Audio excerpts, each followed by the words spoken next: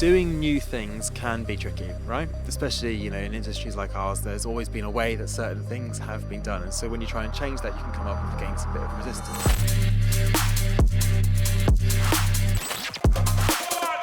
I'm Sam, Director of Sustainability for AEG Europe, and I look after all of our venues, our festivals and our tours. There are so many sustainability challenges at festivals, everything from the power through to the waste, the water you use, the food and drink that's served, how people get to you. I mean, anything you can think of, there is a challenge associated with it. And obviously waste as well. I mean, lots of people come to our festivals and, are used to seeing the likes of, tents left over after Reading Festival, etc. And, those things can be really problematic for a festival site. So looking after that, making sure we process that properly is a big issue and something we need to address.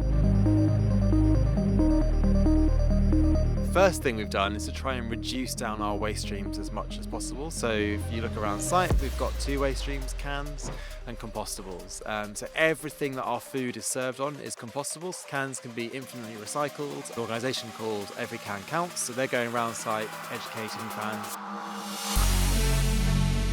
We've also got this thing called a baler, which I'm particularly fond of.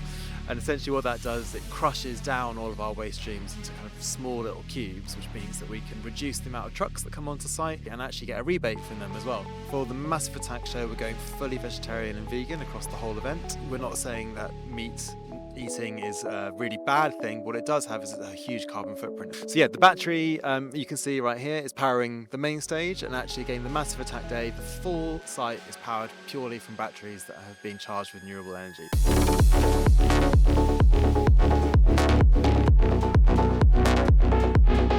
There's no question that festivals can be sustainable and they can change the way that we live beyond the festivals as well.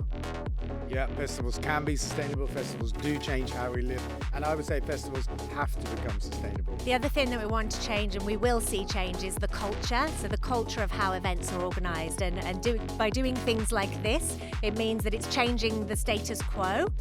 It's the time that we can come together and imagine a different way of living. If we can crack it here and other people can start deploying it, then that's where the magic starts happening. That's where you really start having a real impact on the climate crisis rather than just doing it in one festival in one part.